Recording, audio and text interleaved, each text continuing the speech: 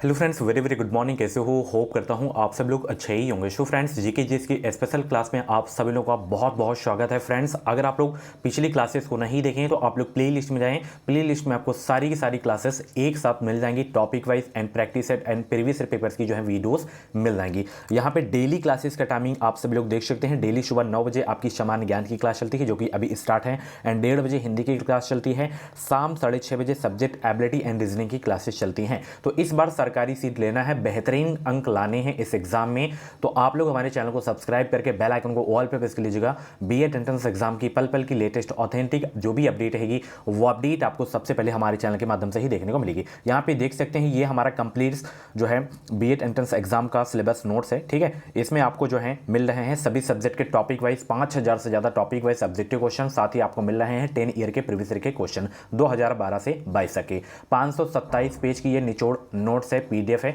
कैसे परचेज करना है, इस वीडियो के डिस्क्रिप्शन बॉक्स में एक लिंक होगी, उस लिंक पे आपको क्लिक करना है। नाम, मोबाइल नंबर, ईमेल आईडी आपसे पूछा जाएगा। उसके बाद 149 का पेमेंट करना है। जैसे ही आपकी पेमेंट होती है, डाउनलोड का ऑप्शन आएगा, डाउनलोड कर लीजिएगा। उसी में ओपन करने का पासवर्ड भी रहेगा। तो हजारों स्टूडेंट परचेज कर चुके हैं, तो आप लोगों को भी परचेज कर सकते हैं। बहुत ही अच्छा कंटेंट दिया गया है और ऐसा कंटेंट आपको कहीं भी देखने को नहीं मिलेगा। तो फटाफट जाएं, वीडियो के डिस्क्रिप्शन बॉक्स में लिंक है, आप लोग परचेज कर सकते हैं। और आज की क्लास में मैंने जितने भी क्वेश्चंस लिए हैं, सारे के सारे सिलेक्टेड क्वेश्चंस लिए हैं, प्रीवियस ईयर के क्वेश्चंस लिए हैं। इस क्लास से आपको एग्जाम में क्वेश्चन देखने को मिलेंगे। ठीक है, चलिए सबसे पहला प्रश्न है, निम्नलिखित विद्रोहों में से किसको जो है बंकिम चंद्र चटर्जी ने अपने उपन्यास आनंद मठ में उल्लेख कर प्रसिद्ध किया है? सबसे पहले जो आनंद मठ उपन्यास है, ये किनका है? तो बंकिम चंद्र चटर्जी जी का है। और इसमें जो है, इस उपन्यास में उल्लेख किसका किए हैं, ये आपको बताना है। बंकिम चंद्र चटर्जी ने। पहला का जवाब देने का प्रयास करेंगे। सन्यासी विद्रोह का जो है उल्लेख कर प्रसिद्ध किए हैं आनंद मठ में बंकिम चंद्र चटर्जी ने। पहला का जितने भी लोग डी जवाब दिए उनका आंसर बिल्कुल सही हो जाएगा। चलिए वीडियो को लाइक शेयर करते रहेंगे सभी लोग। चलिए अगला प्रश्न है, lectures from Colombo to Almora निम्नलिखित में से किस एक के अनुभवों पर आधारित है? बताएं सब लोग। Lectures from Colombo to Almora निम्नलिखित में से किस एक के अनुभवों पर आधारित है? वीर सावरकर या एनी बेसेंट या रामकृष्ण परमहंस या स्वामी विवेकानंद? आंसर सोचने का अगर आप लोगों को ज़्यादा समय चाहिए तो आप लोग वीडियो को रोक भी सकते हैं। 50 में से अगर आप लोग 20 से ज़्यादा प्रश्न सही करते हैं तो आपकी जीके जीएस की तैयारी ज़बरदस्त है और आप लोग कम से कम 35 से 40 प्रश्न सही करके आएंगे एग्जाम में। करंट अफेयर की क्लास नहीं देखे हैं तो प्ले लिस्ट में जाएं। 5 क्लासेस हो गई हैं, उन 5 क्लासेस को देखिए। ठीक है, और कल वाली जो क्लास हुई थी, बहुत ही ज़बरदस्त क्लास हुई थी। Lectures from Colombo to Almora निम्नलिखित में से किस एक के अनुभवों पर आधारित है? ये जो है स्वामी विवेकानंद के अनुभवों पर आधारित है। दूसरा का डी आपका बिल्कुल करेक्ट हो जाएगा। चलिए, बलवंत राय मेहता समिति का गठन किस वर्ष किया था? बताएं सब लोग। बलवंत राय मेहता समिति का गठन किस वर्ष किया गया था? बहुत ही अच्छे, बहुत अच्छे, गुड मॉर्निंग सभी को भाई। बलवंत राय मेहता समिति का गठन किस वर्ष किया गया था? 1957 में किया गया था। ठीक है, 3 का जो है आपका डी वाला बिल्कुल करेक्ट हो जाएगा। ये प्रश्न आ गया है आपकी स्क्रीन पे, कतई जहर वाला प्रश्न है, स्टार लगा के नोट कर लीजिएगा। सीधे एग्जाम में पूछता है कि किस राज्य में पंचायती राज व्यवस्था सर्वप्रथम लागू की गई है और कब लागू की गई है, ये आपको बताना है। 4 का जवाब देने का प्रयास करेंगे, स्टार लगा के नोट कर लेंगे। अगर पूछे कहाँ तो राजस्थान, कब पूछे तो 1959। ठीक है, डेट आई थिंक 2 अक्टूबर है। ठीक है, चलिए आगे चलते हैं। भारत का सर्व प्रमुख रबड़ उत्पादक राज्य कौन सा है? बताने का प्रयास करें सब लोग। बहुत अच्छे, बहुत अच्छे। भारत का सर्व प्रमुख रबड़ उत्पादक राज्य कौन सा है? 5 का जवाब देने का प्रयास करेंगे। भारत का सर्व प्रमुख रबड़ उत्पादक राज्य है, ध्यान रखना, केरल है। 5 का बी आपका बिल्कुल करेक्ट हो जाएगा। भारत में आम का सबसे बड़ा उत्पादक राज्य कौन सा है? 6वां का जवाब दें सब लोग। भारत में आम का सबसे बड़ा उत्पादक राज्य कौन सा है? बीएड से रिलेटेड कुछ भी डाउट्स हैं तो आप लोग कमेंट बॉक्स में अपना डाउट क्लियर कर सकते हैं। व्हाट्सएप, इंस्टा, कहीं पे भी आप लोग हमें मैसेज कर सकते हैं। शब्द डिस्क्रिप्शन बॉक्स में आपको जो है मिल जाएगा कॉन्टेक्ट। तो भारत में आम का सबसे बड़ा उत्पादक राज्य अपना राज्य है उत्तर प्रदेश। ये आपका बिल्कुल करेक्ट हो जाएगा। ठीक है, चलिए, नंदा देवी राष्ट्रीय उद्यान किस राज्य में स्थित है? कतई जहर वाला प्रश्न है, सीधे एग्जाम में छपने वाला प्रश्न है। नंदा देवी राष्ट्रीय उद्यान किस राज्य में स्थित है? तो ये आपका है उत्तराखंड में। ठीक है, 7 का डी आपका बिल्कुल करेक्ट हो जाएगा। मानस वन्यजीव अभ्यारण्य किस राज्य में स्थित है? सीधे एग्जाम में छपेगा, स्टार लगा के नोट कर लीजिएगा। सारे के सारे सिलेक्टेड क्वेश्चंस लिए हैं आज के क्लास में। आज की क्लास बहुत ही ज़बरदस्त क्लास होने वाली है, पूरी क्लास ज़रूर देखे जाइएगा। मानस वन्यजीव अभयारण्य जो है ये है आपका असम में, ध्यान रखना असम में है। 8वां का जो है आपका बी वाला बिल्कुल करेक्ट हो जाएगा। नेपा नगर में स्थित सबसे महत्वपूर्ण उद्योग कौन सा है, यानी कि नेपा नगर एक तरह से बोल सकते हैं किसके लिए फेमस है, अखबारी कागज़ के लिए प्रसिद्ध है। और नेपाल नगर में जो है सबसे महत्वपूर्ण उद्योग कौन सा है, अखबारी कागज उद्योग है। 9 का डी आपका बिल्कुल करेक्ट हो जाएगा। चलिए अगला प्रश्न है, नव नालंदा महाविहार जो है किसके लिए विख्यात है, ये आपको बताना है। बताने का प्रयास करें सब लोग। नव नालंदा महाविहार किसके लिए विख्यात है, ये वैनसोंग स्मारक के लिए प्रसिद्ध है। किसके लिए, वैनसोंग स्मारक के लिए प्रसिद्ध है। 10 का ये आपका बिल्कुल करेक्ट हो जाएगा। अगला प्रश्न, एतमाउद्दौला का मकबरा आगरा में जो है किसने बनवाया था, बताएं सब लोग। एतमाउद्दौला का मकबरा आगरा में किसने बनवाया था, एतमाउद्दौला का मकबरा आगरा में किसने बनवाया था, नूरजहां ने बनवाया था। 11 का आपका सी वाला बिल्कुल करेक्ट हो जाएगा। अंकोर वाट कहाँ अवस्थित है, 12 का जवाब दें सब लोग। अंकोर वाट कहाँ अवस्थित है। बहुत ही अच्छे, बहुत ही अच्छे। ऐसे ही आप लोग आंसर दिया करें सब लोग कमेंट बॉक्स में। अंकोर वाट कहाँ अवस्थित है, तो ये आपका कंबोडिया में है। 12 का जो है आपका डी वाला बिल्कुल करेक्ट हो जाएगा। चलिए, बैक्टीरिया की खोज सबसे पहले किसने की, सभी लोग 13 का आंसर देंगे सब लोग।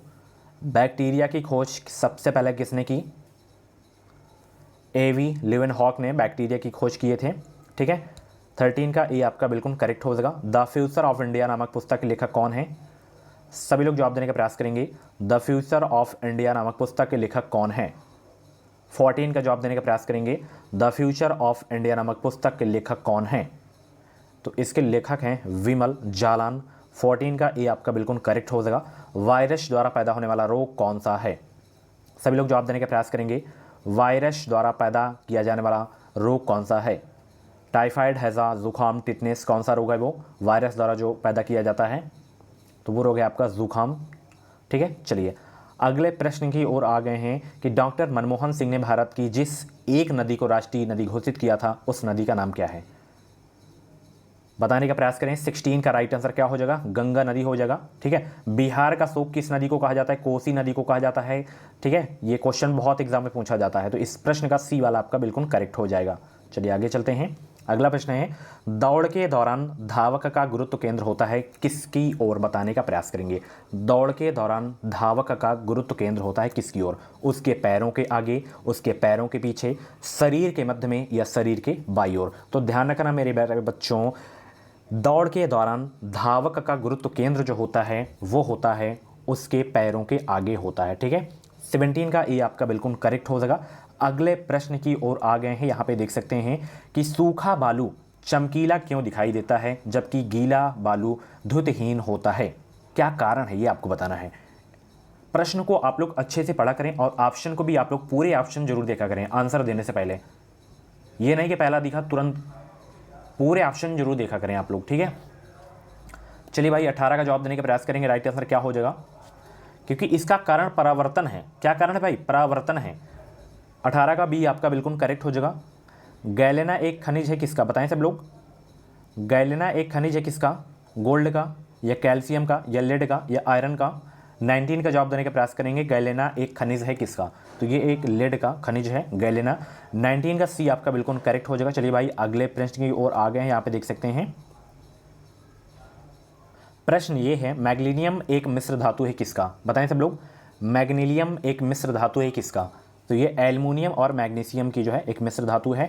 20 का ये आपका बिल्कुल करेक्ट हो जाएगा। आयरन को जस्तेदार बनाने के लिए प्रयोग किया जाता है किसका, 21 का जवाब दें सब लोग। आयरन को जस्तेदार बनाने के लिए प्रयोग किया जाता है किसका, 21 का जवाब दें। आयरन को जस्तेदार बनाने के लिए प्रयोग किया जाता है किसका, जिंक का जो है प्रयोग किया जाता है। 21 का ये आपका बिल्कुल करेक्ट हो जाएगा भाई। अमीबा का चलन अंग कौन सा है, बताएं सब लोग। अमीबा का चलन अंग है, 22 का जवाब देने का प्रयास करेंगे। अमीबा का चलन अंग है 22 का राइट आंसर क्या हो जाएगा भाई, सभी लोग आंसर दिया करें और ज़बरदस्त तैयारी आप लोग अपनी स्टार्ट कर दें। फॉर्म भर के सभी लोग बिल्कुल फ्री हो जाएं। केवल एचडी में आपको फोकस करना है, सिलेबस ख़त्म करना है। प्रीवियस पेपर्स मैंने अपलोड कर दिए हैं, जाके देख सकते हैं प्लेलिस्ट में। अमीबा का चलन अंग है पादाप हो जाएगा, ठीक है। पादाप 22 का ये आपका बिल्कुल करेक्ट हो जाएगा भाई। अगले प्रश्न की ओर आ गए हैं कि भारत में कार्यरत कुल डाकघरों का कितना प्रतिशत ग्रामीण क्षेत्रों में कार्यरत है, कितना परसेंट बताएं सब लोग। 23 का राइट आंसर क्या होगा, जवाब देने का प्रयास करेंगे। भारत में कार्यरत कुल डाकघरों का कितना प्रतिशत ग्रामीण क्षेत्रों में कार्यरत है, 89% आपका हो जाएगा। ठीक है, 23 का सी आपका बिल्कुल करेक्ट हो जाएगा। पैगंबर मोहम्मद के जन्मदिन के उपलक्ष्य में कौन सा त्यौहार मनाया जाता है, सभी लोग जवाब देंगे। पैगंबर मोहम्मद के जन्मदिन के उपलक्ष्य में कौन सा त्यौहार मनाया जाता है। जितने भी मेरे मुस्लिम भाई होंगे, मुस्लिम बहन होंगे, ये प्रश्न तो आता ही होगा उनको। 24 का जवाब देने का प्रयास करेंगे। ईद उल मिलादुल नबी आपका सही हो जाएगा। ठीक है, चलिए अगला प्रश्न। वह स्तूप स्थल जिसका संबंध भगवान बुद्ध के जीवन की किसी घटना से नहीं रहा है, सभी लोग जवाब देने का प्रयास करेंगे भाई। 25 का राइट आंसर क्या हो जाएगा।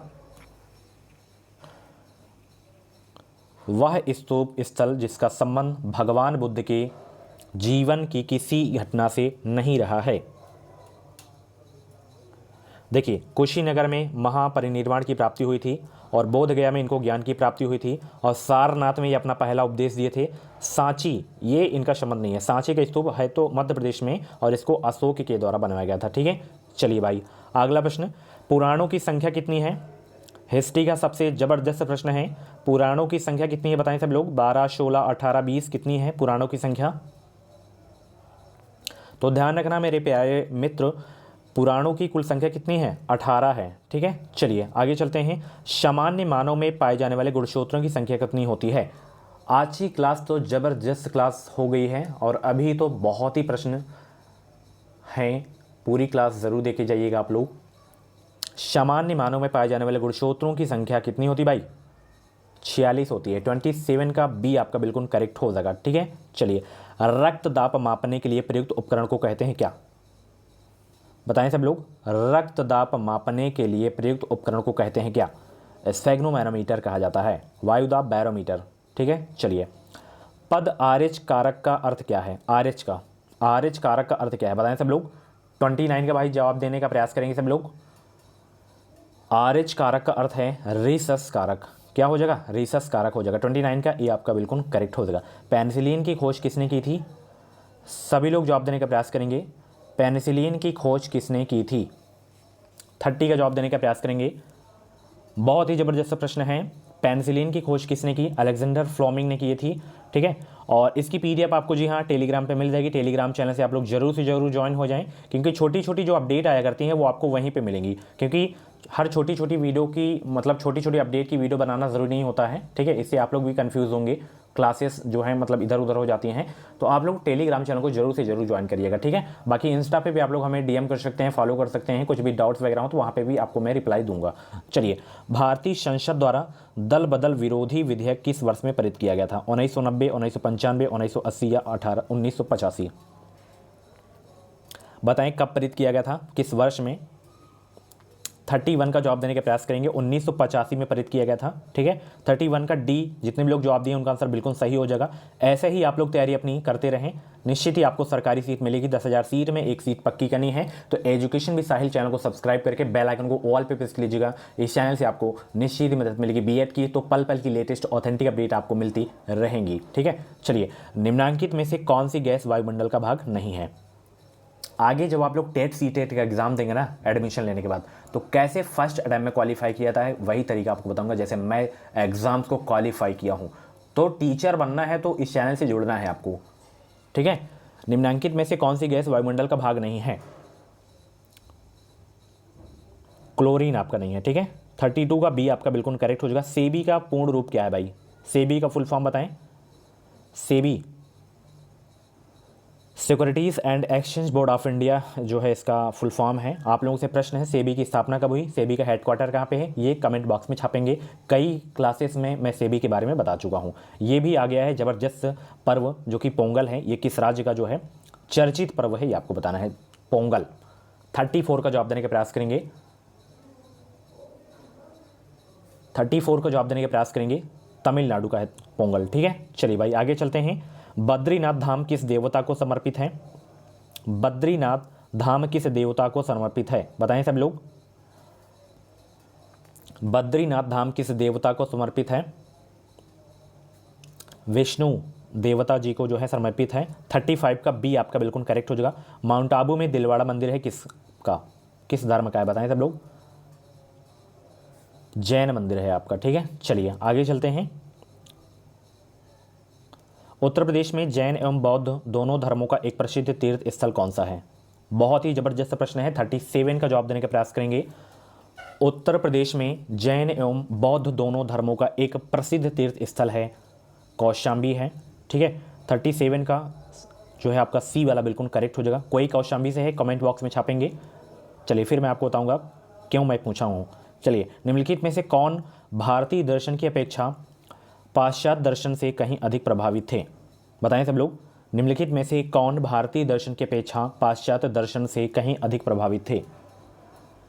राजा राम मोहन राय, ठीक है, यही हो जाएंगे आपके। 38 का सी आपका बिल्कुल करेक्ट हो जाएगा। चाय के उत्पादन में भारत का विश्व में कौन सा स्थान है? सभी लोग जवाब दें भाई। चाय के उत्पादन में भारत का विश्व में कौन सा स्थान है?